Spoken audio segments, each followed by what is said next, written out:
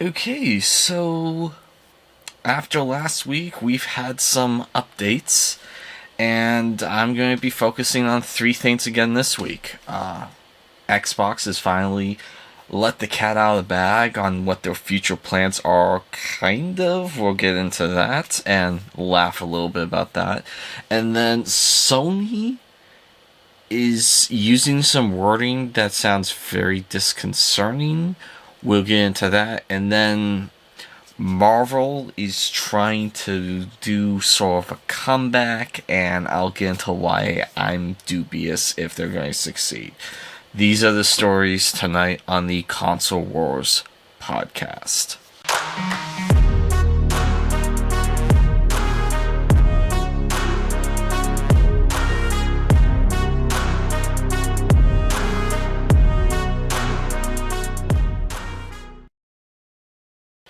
Okay, so first up, want to just let you guys know there's not going to be a lot, if any, overlays on this video because in order to do these videos, it takes me a little bit to edit everything in, and the day that I usually have planned on doing all of the overlays and whatnot, I'm going to be really busy. I've been very busy this week, and that's why you haven't seen any other videos released after my last Console Wars podcast video. So if you're wondering where are all the overlays, this is why.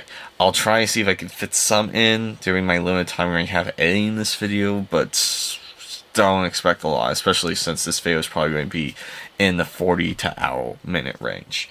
And then the other thing is, yes, we are doing the console giveaway still. And while no one has applied for it yet, it's still open, and all you have to do is go to our official Twix or Twitter X page and do a direct message to us saying, hey, I'd like to apply, or I'm interested, or just whatnot. That way we'll have a means of getting contact with the winner, and that way they're not having to share their mailing address publicly, so also, in order to get the contest finished sooner so that you have less competition, like or dislike any one of our videos, share any one of our videos, subscribe. That one's important because we're trying to get to 1,020 subscribers. We are almost to the 600 mark now, and so any little bit helps, and the sooner you do all that, the less competition you'll have for a free console. So just keep that in mind. And then in terms of housekeeping, I don't plan on doing an episode next week unless like Nintendo announces they're getting out of the console market, kind of like what we had happen with Xbox, or something earth-shattering, and I'll be able to get back onto the other videos we've been meaning to finish. And with that being said, let's get into our first story. And that was all about the Xbox, future business announcement, whatever you want to call it. And they don't straight up say, we're not ending our console run, but in a lot many more words, they say, we are still keep making consoles. And in terms of all their games going third party to Sony and Nintendo, they kind of nipped that in the butt and said, as of right now, we only have 4 games announced.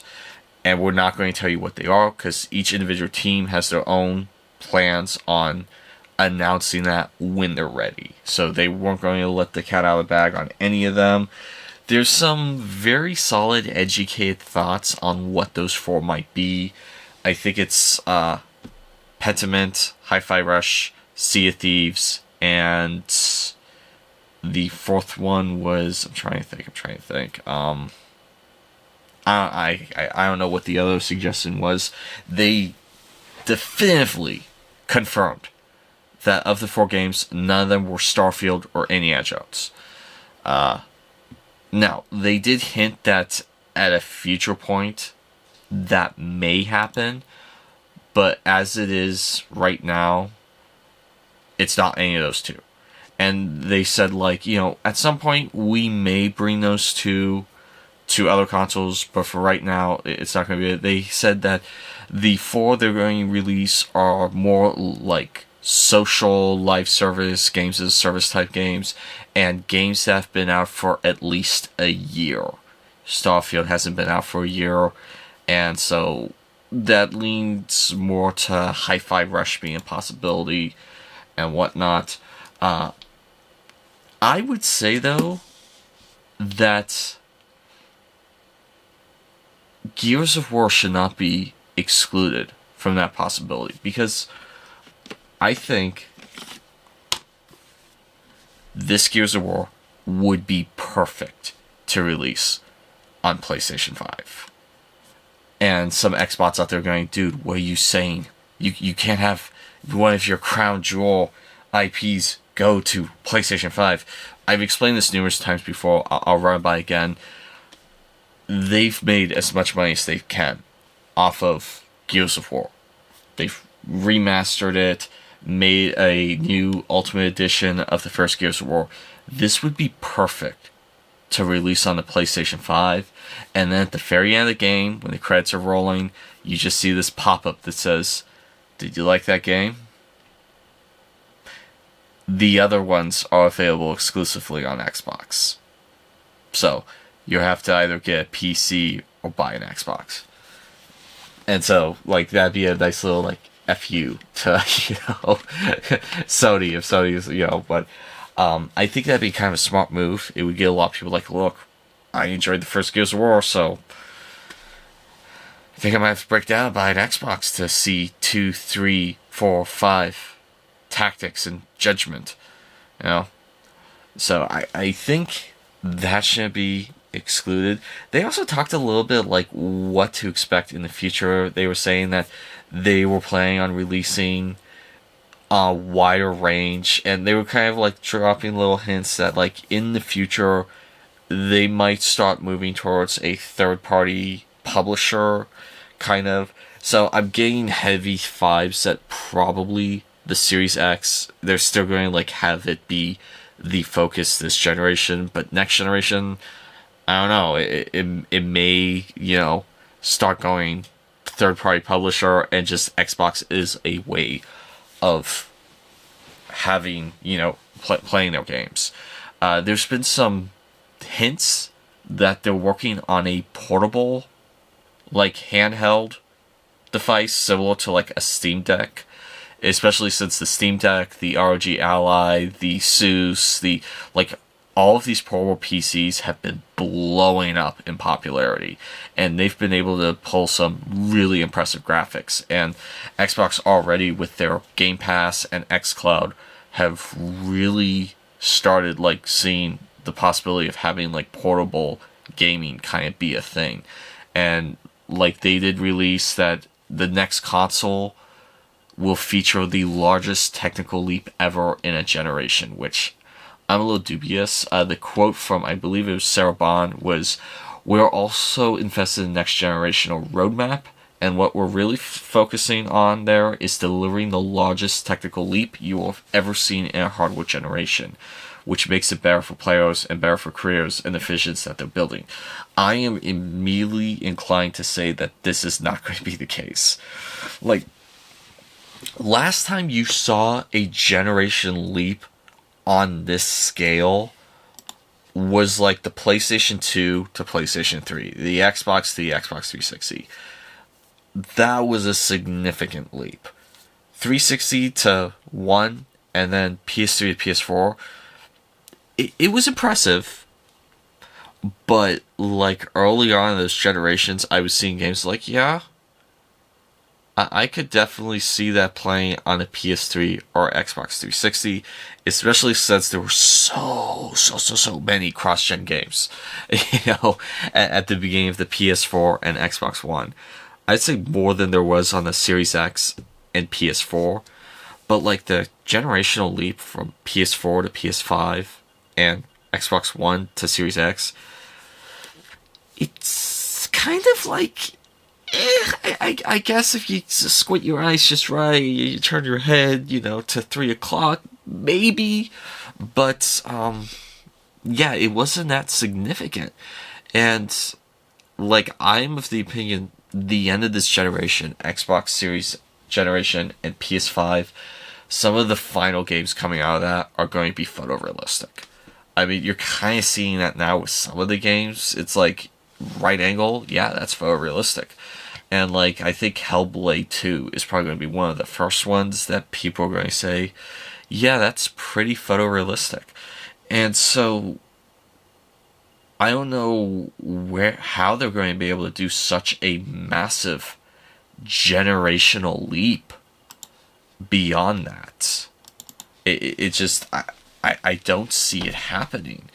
But, like, they were talking about how, like, you're going to see some news at the end of this year for new hardware, whether that's this new controller that they're supposedly talking about, this generation refresh that's diskless, like, those still are potentially going to happen at the end of this year.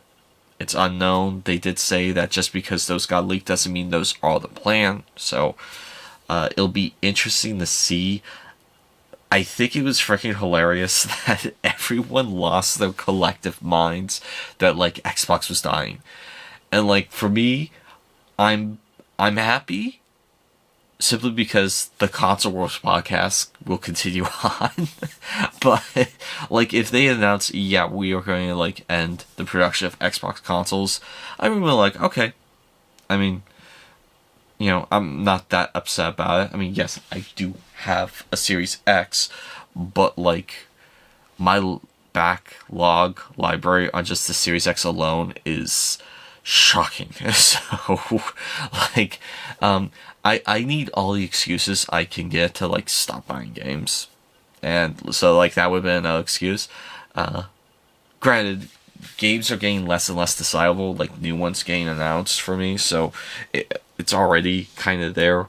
But, I mean, we basically got a state of execution with this meeting. It's like, yeah, no, Xbox isn't going anywhere.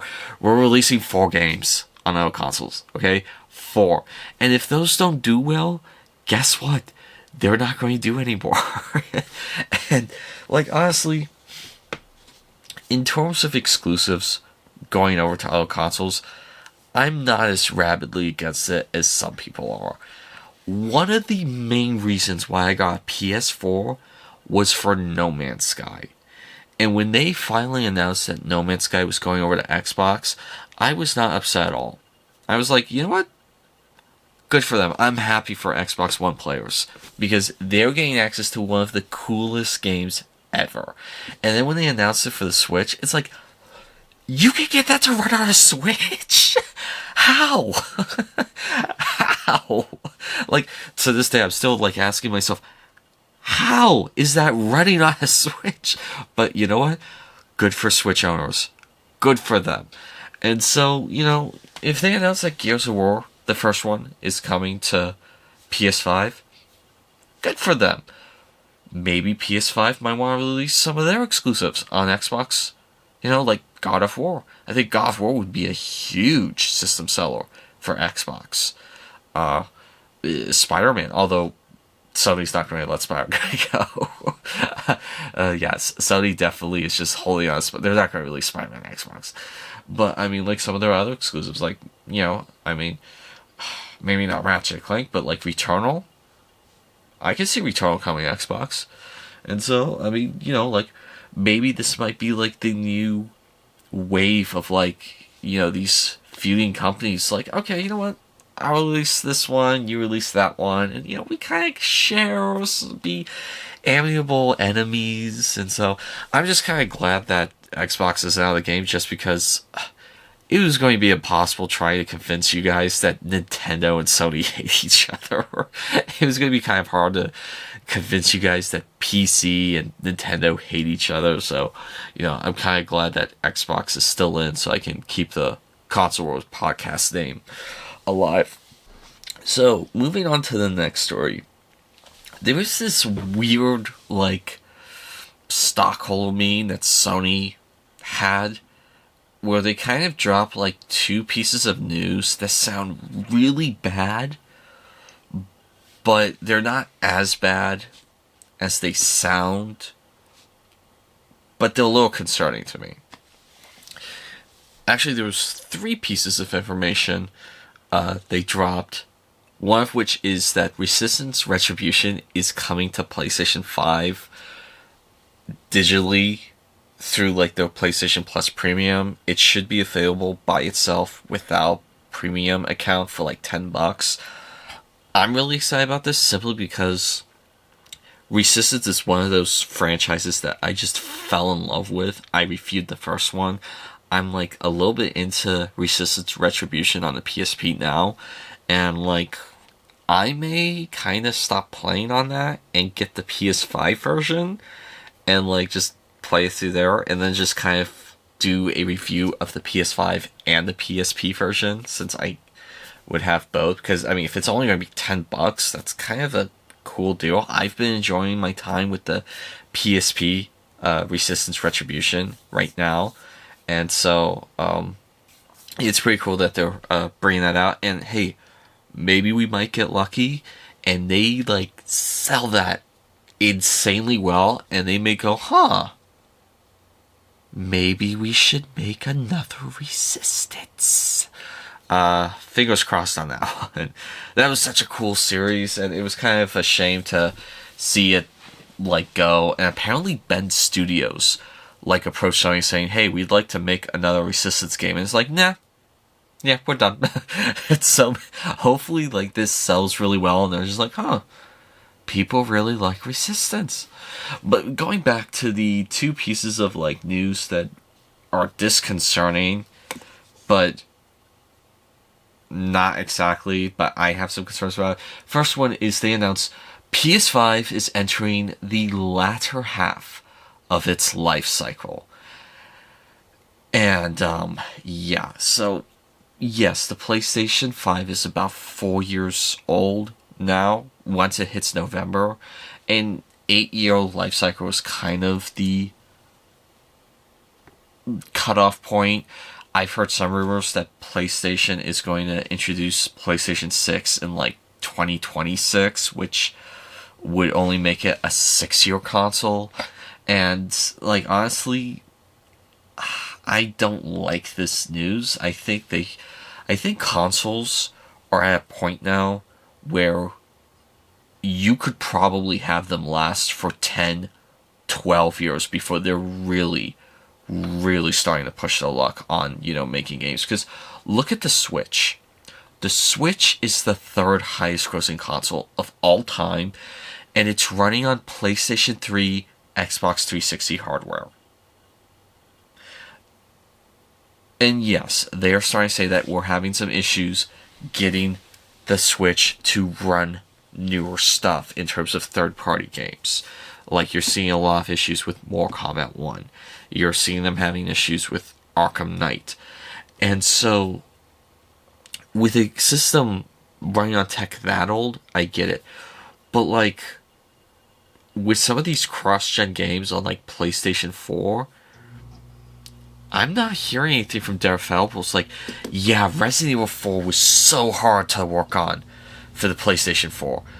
I mean, you heard that kind of with Cyberpunk, but like with Resident Evil 4, which I actually have a PlayStation 4 copy, and I just reviewed it. I have more reviews on this game coming out soon. This is the PS4 version. I have free upgrade. I love the free upgrade thing they implement. I hope they do that with next gen. But like with that, I was not hearing any of the developers going, yeah, the PlayStation 4 was so hard to work on.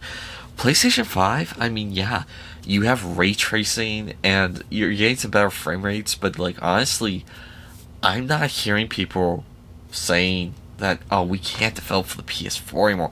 Now, yes, you are seeing games going only current gen now, and you're seeing less and less games coming out on the PlayStation 4.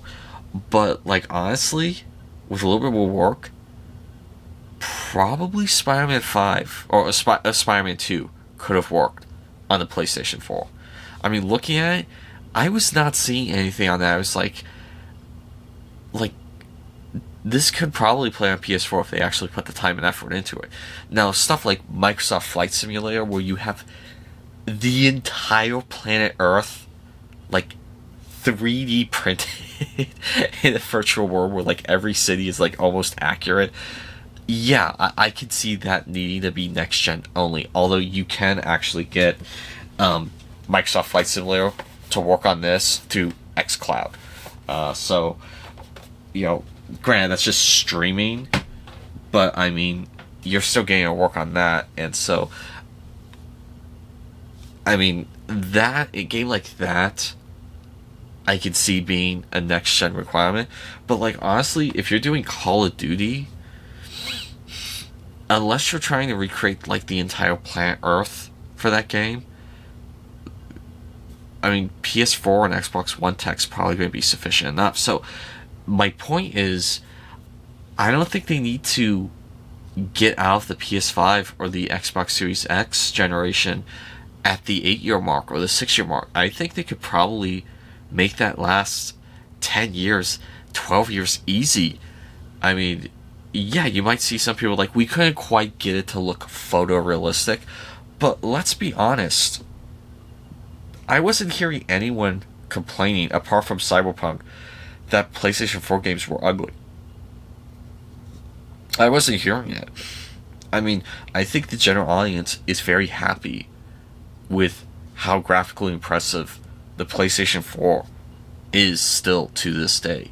Now, obviously, Cyberpunk was a mess when it initially released. It's now since been updated, and one can make the argument, well, it just needed more time in the oven.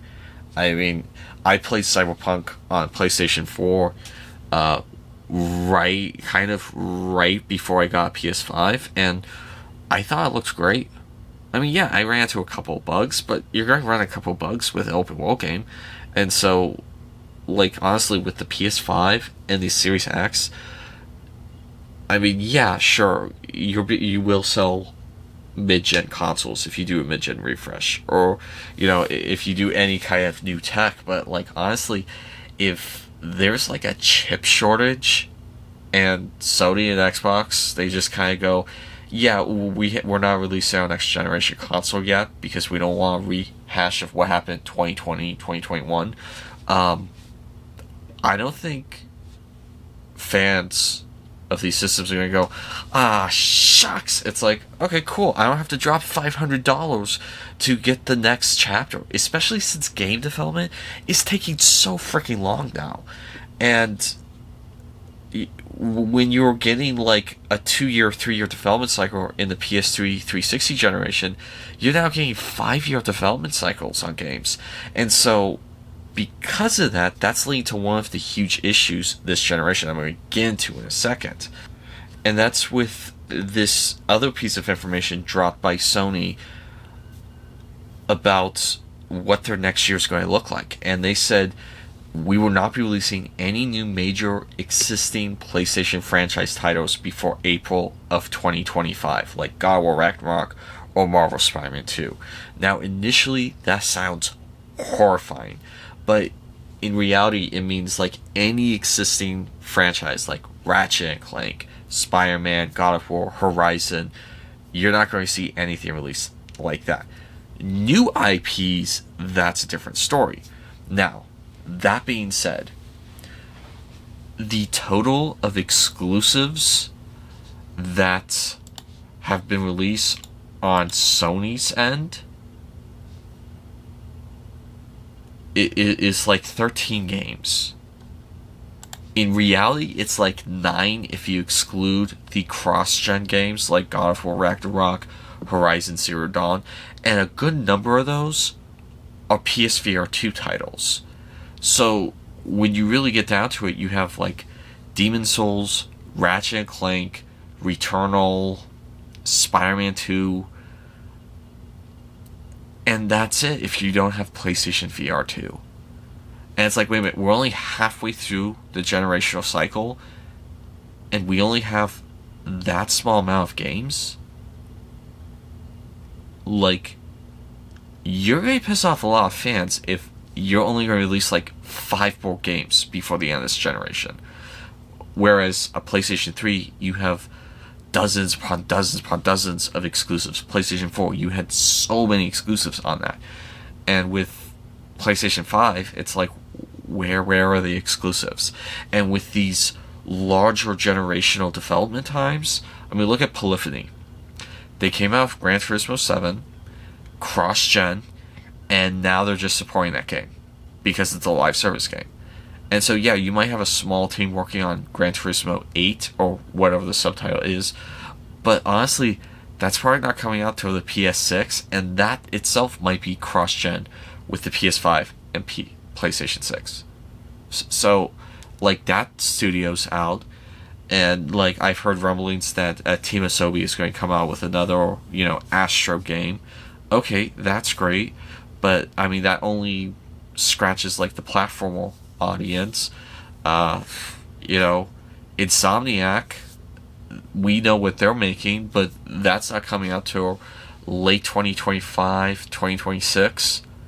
And so, I mean, Sony needs to kind of step it up. That's why my video I made a while back, I think it was my 200th video, where I was talking about why I think Xbox might win this generation. And it's not because I'm an Xbot, it's not because I'm a Sony hater. I mean, I have PS5 right there, I got PS3 over there. I mean, I'm happy with it. I just talked about how I was playing a game on PlayStation Portable. I just dropped my PlayStation Vita video, which is doing great. Thank you guys. I really appreciate the support of that video. And the audio's off on that video even. And it's still doing gangbusters. But I mean, like, I don't hate Sony. But the reason why I think Xbox could win this generation is because of the acquisitions they made and how they are now lined up to have like 5 exclusives a year compared to Sony's 2. I mean, like, and even Sony, like, their big exclusive they released last month was The Last of Us Part 2 Remaster. And that game already has a lot of hate from people because of its story and what they did back in 2020 with YouTube content creators. If you don't know what that is, look it up. But so, I mean, it's like Xbox fans are like kind of starting to eat really well now. And Sony fans, it's like they're looking for games. And it's like, Sony, you need to step up. I mean, this generation's been very disappointing. Yes, the third party and second party output has been carrying the load, but it's not going to be enough.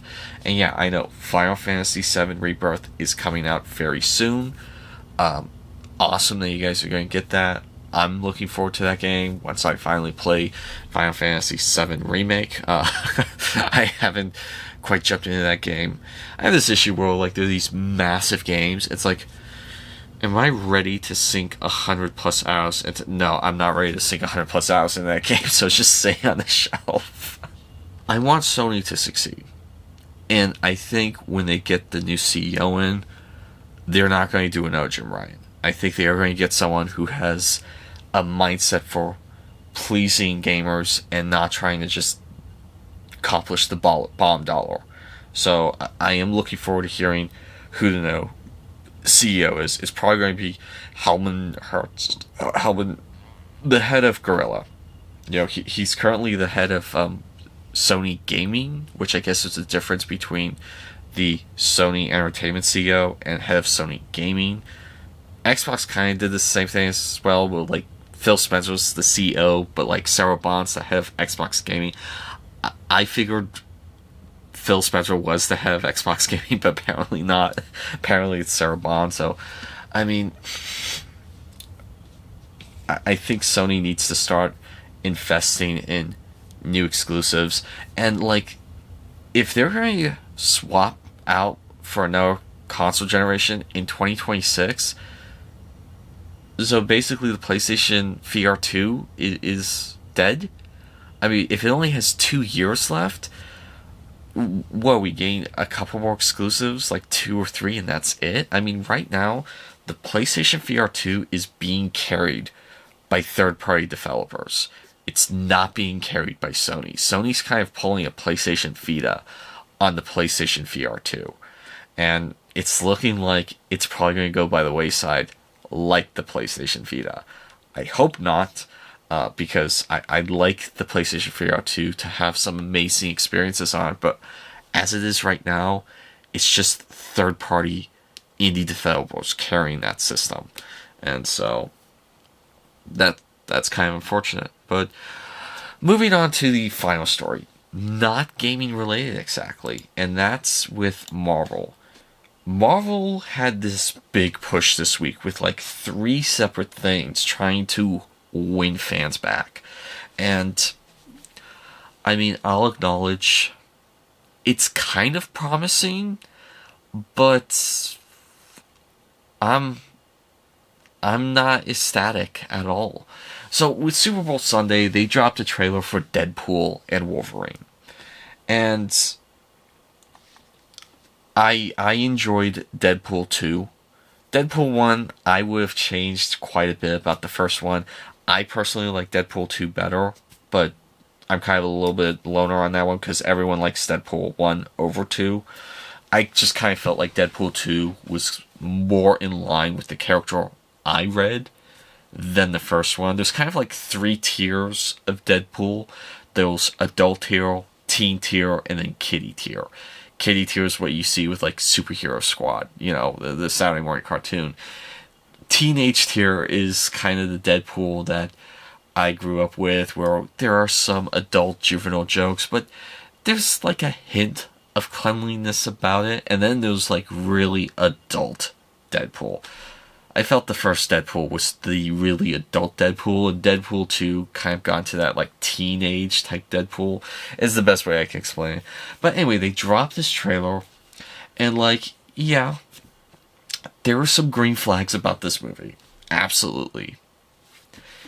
There's some really major red flags with this movie as well. Case in point, one of the writers is Seb Wells, who wrote for The Marvels, and who also wrote for She-Hulk. That alone is having me do a wait and see kind of reaction to this movie. I do like the choice of director. I do absolutely love that Wolverine and Pyro are back. I like that, they're kind of having maybe this reset with Deadpool. They joked about how Deadpool is Marvel Jesus. I do not like that the TVA is involved. I could not stand most of the show Loki. I hated the TVA. I thought it was poorly executed. You could have done something like that, but I hated the 1960s vibe with it. I hated most of the characters. I absolutely hated the stupid, obnoxious clock mascot they had with it. And like, I tried doing a review on Loki. I tried filming it twice, and it just ended with me like spouting cuss word after cuss word after cuss word on how much I hated that show. And like, Loki could have been a really awesome show. And so, I mean, like, the episode where he meets all the other Lokis, like, that would have been an awesome starting point. And it was just one episode. And so, I didn't even bother with Loki 2.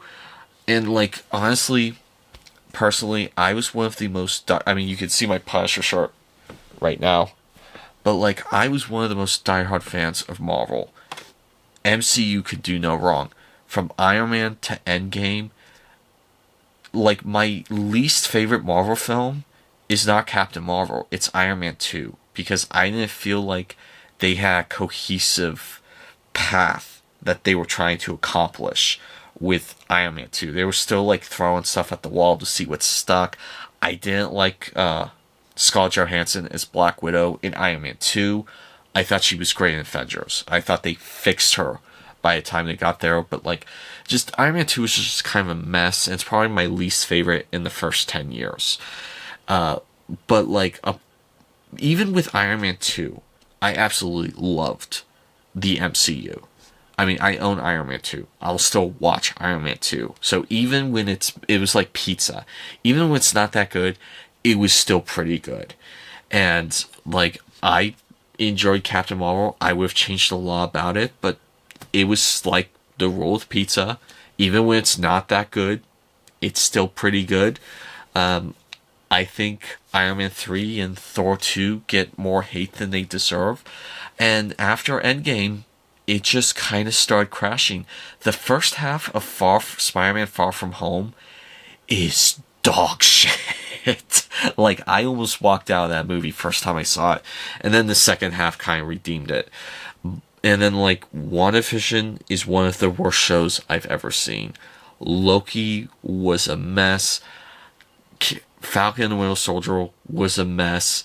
Eternals was a mess.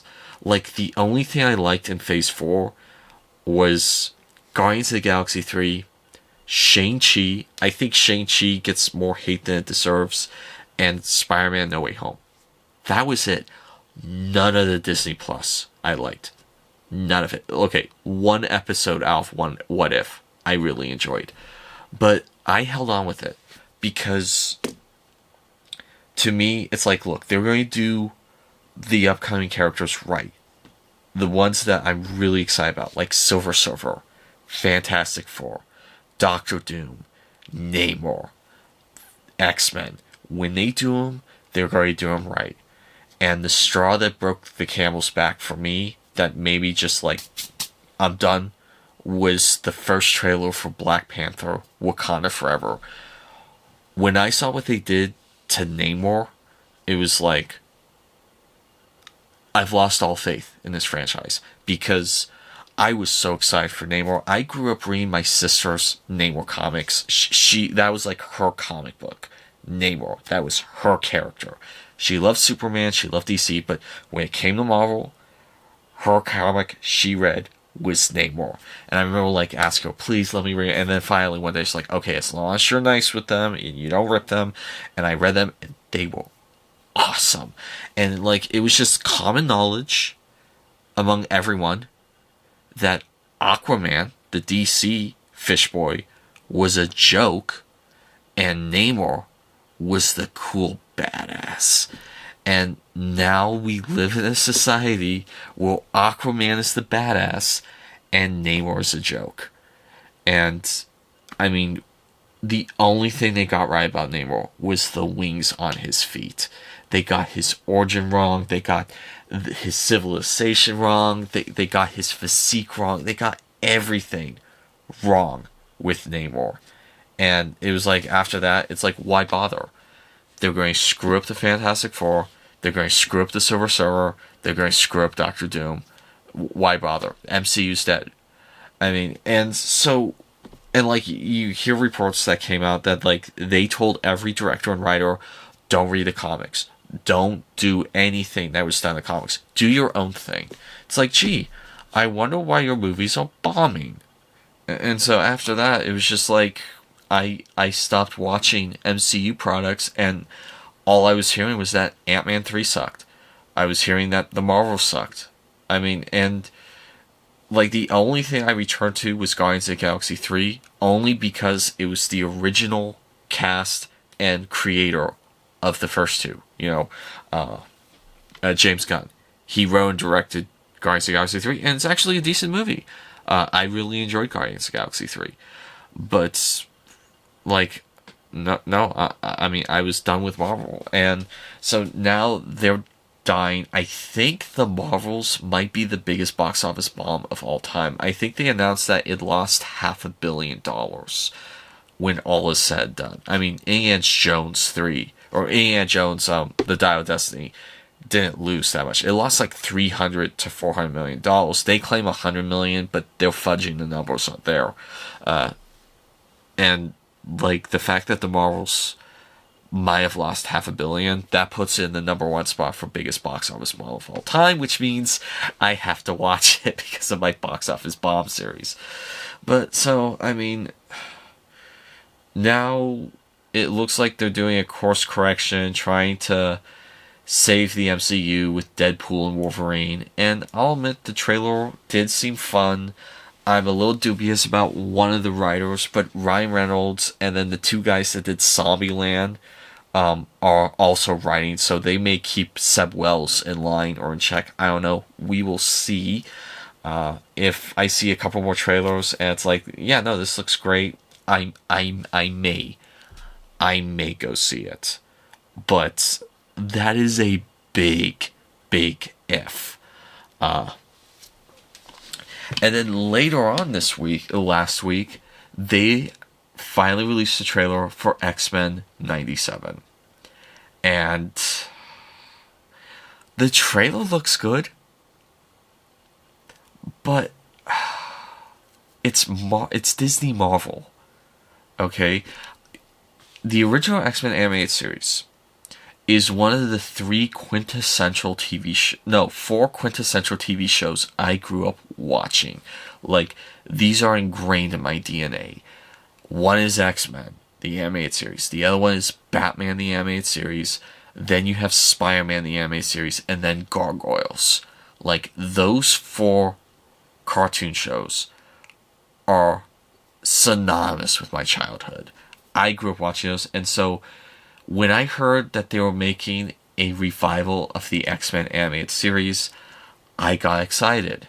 And even when I heard one of the writers, who is, I guess you would say, very woke, but when I heard this writer say, I was shocked to find out that Marvel didn't want us watching the original series and not even use those as research. And it was like, no, we have to use those as a blueprint. Like, I actually got a little excited because, like, thank you, finally. Like, finally, someone is actually like, look at the source material, look at what worked, and just do that, you know? And so, but it's Disney Plus. They haven't done a good thing.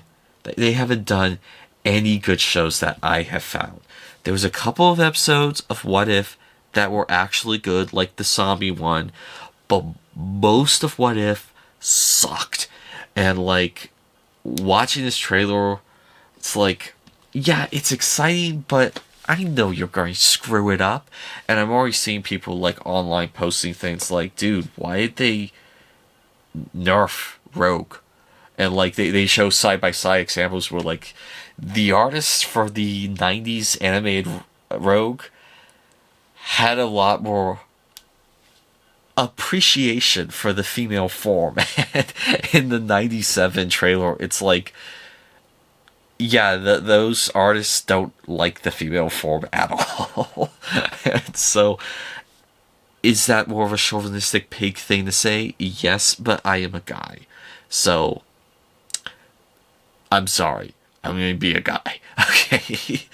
I mean, will I try the first episode? Yes. Because I love that the original cast is back. The ones that are still alive. Rest in peace, guys.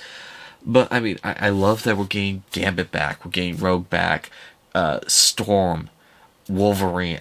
I love that we're getting him back. And, look, if you guys can even reach half of the quality that was the original series, then at least that's a plus.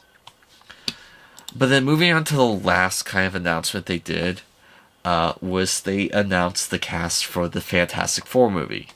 And while it was heavily rumored that Pedro Pascal was going to be Reed Richards, they finally confirmed that yes, Pedro Pascal is going to be Reed Richards, along with Felissa Kirby being Sue Storm, Joseph Quinn being Johnny Storm, and then Eben Moss, I apologize, but I'm going to slaughter your last name, Bacharach, he's going to be Ben Grimm. And, like, honestly, I'm not entirely happy with this cast. The only one that I was like, okay, thumbs up, is Vanessa Kirby. She's been a delight in almost everything she's been in. And so, like, I mean, Hobbs and Shaw, Mission Impossible Fallout, and 7, like, anytime I hear that she's in a movie, it's like, oh, okay, probably going to be a fun, entertaining, good film. So, the fact that she's in this, that's, like, the one ray of sunshine that I'm seeing with this. But, like, Joseph Quinn, I'm not seeing Johnny Storm with him. I mean, he might surprise me. Okay, he might. But, like, with Eben Moss, do you guys not remember that you already have him as a character in the MCU? He's Micro from The Punisher. And, like, you confirm that The Punisher is officially canon with the MCU, so, like, I mean, I know Micro and The Thing probably never cross paths. Some fans going to point the exact issue they do. But, I mean, like, don't you want to try and, I don't know, have some continuity? I understand he's going to be mostly CGI once he changes, but, I mean, still, it's like, I was just getting like, dude, what about Micro? Like, he's Micro. He did an awesome job as Micro. He may do a good job as Ben Grimm, okay? I am being critical of this. Pedro Pascal as Reed Richards, look, he's done roles I've really enjoyed. Like, his work with Nicolas Cage in the longest movie title ever. I thought he was great in that movie. I enjoyed him in Mandalorian. But he's done a couple of roles that I wasn't nuts about. And I don't know. I guess if he has the white temples and he doesn't have the facial hair, maybe they might be able to do it. I mean, they released like this weird Valentine's Day Photoshop photo, and it looks terrible.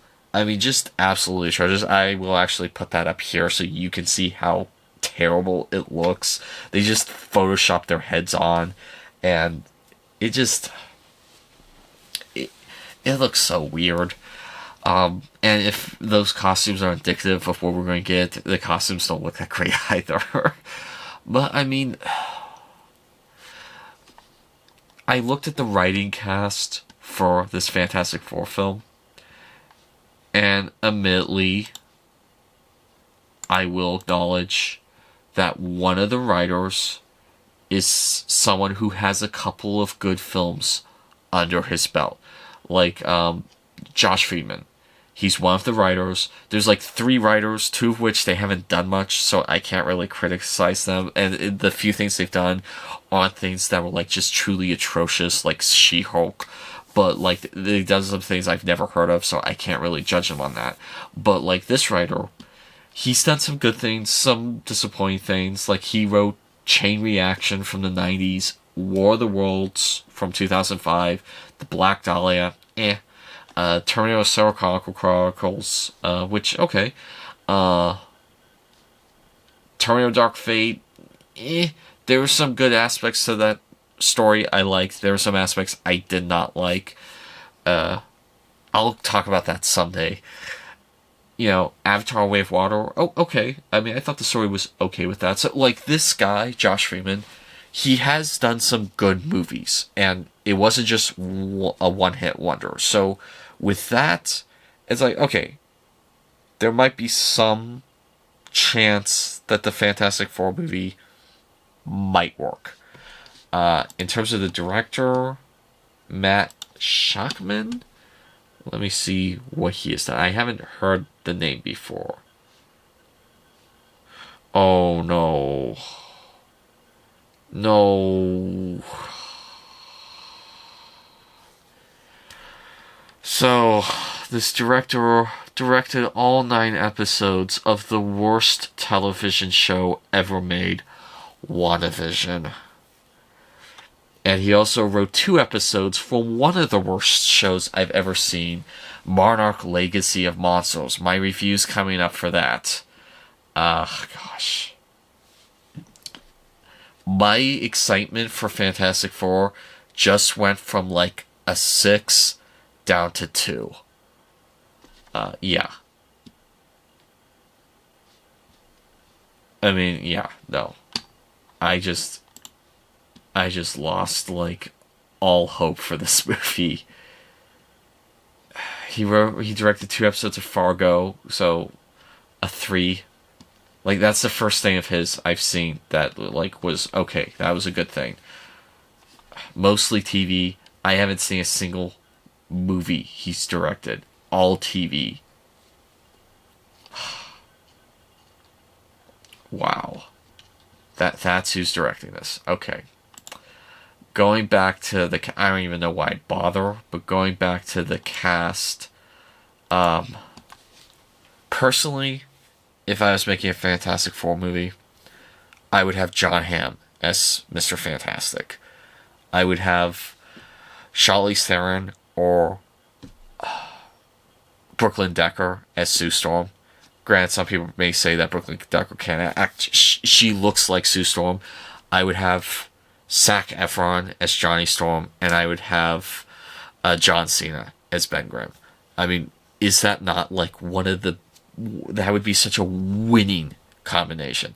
Now, granted, with John Cena, Zac Efron, and Charlize Theron, that would be a much more expensive cast. So I get that with having Vanessa Kirby, Joseph Quinn, and Evan Moss as, you know, the bulk of the Fantastic Four cast. But I mean, Pedro Pascal, I think, is far more expensive than John Hamm. And John Hamm has expressed interest in doing a comic book movie before he gets too old. And I think Pedro Pascal and John Hamm are around the same age. So with that, I think maybe they just thought the star power of Pedro Pascal would help them with Fantastic Four. They have not announced who all is going to be in it and what character is going to be it. I'm seeing here that Adam Driver and Dan Stevens are cast in Fantastic Four to some extent, but to what, I don't know. That maybe they're thinking about those two for Doctor Doom. And like, I'm afraid they're going to screw up Doctor Doom because, I mean, those are two actors, they're going to want their face to be shown. And like, Doctor Doom is a character, the guy in the comics literally put a white hot metal plate against his face and it melted to his face. So if you're going to do Doctor Doom right, you can't show the actor's face. And I mean, I'm not going to completely discredit Adam Driver or Dan Stevens as Doctor Doom because both those guys have done really excellent movies in their filmography. But I mean, like, I've heard Mads Mikkelsen dropped for like Doctor Doom. I've heard Luke Evans dropped for Doctor Doom. Both would be solid picks. Apparently, Ben Mendelsohn really wants to play Doctor Doom. Like, he said he would give almost anything to play Doctor Doom. He said, I would almost give my eyes and teeth to play Doctor Doom. The actor said when he was asked what superhero property would he like to revisit. And yeah, I understand. Ben Mendelsohn is already in the MCU. He played one of the Skrull, and I think that character got killed off. So, I mean, but they're having Micro play Ben Grimm. So you can since you're already double casting, you could double cast again. I mean, Ben Mendelsohn, yeah, I could see him if they don't make Doctor Doom a wimp. I could see him pulling off Doctor Doom, especially since Ben Mendelsohn is known for playing villain roles. But I mean, with Doctor Doom, like, if I was making Fantastic Four, I would have the villain in the first one be like Mole Man or some other threat. I would not do Galactus. I would not do Doctor Doom. Have the first movie entirely focused on the family dynamic, introduce the family, build up the relationship, and then second film, go Dark Knight, have the entire movie focused on Doctor Doom. And have it where he's like a step ahead of them at every turn as a human. Okay? No powers, just his raw intellect is keeping him on the ropes. And then you can have subsequent movies where he starts learning magic and whatnot. Because, like, in the comic books, Doctor Doom was such a huge villain. He literally fought everyone. He fought Spider-Man, the X-Men, the Avengers, Doctor Strange. He was a huge villain to Doctor Strange. And so, like, honestly, what would be a cool thing to do is, like, one of the Doctor Strange potential films is just Doctor Strange versus Doctor Doom. Doctor versus Doctor. Like, that would have been cool. But, like, I mean, come on, guys. It's Marvel. It's Disney Marvel. They're going to screw it up. And until Bob Iger or Kevin Feige are removed, they're going to keep screwing it up. And so, I mean, I have barely any hopes for Deadpool Wolverine. I have barely any hopes for X-Men, and after finding out who's directing the Fantastic Four, I have like no hope for that movie. I guess you come back to me when they release a trailer, but I don't know. It's very disappointing being a former Marvel fan, and I wish Marvel would go back to the days of great. I really do. But that being said, what are you guys' opinions on the 3 stories I talked about this evening? Do you disagree or agree with anything? Sing off in the comments down below. My name's Chris O'Connell with 11 Hour Reviews, and that's been this week's episode of the Console Wars Podcast.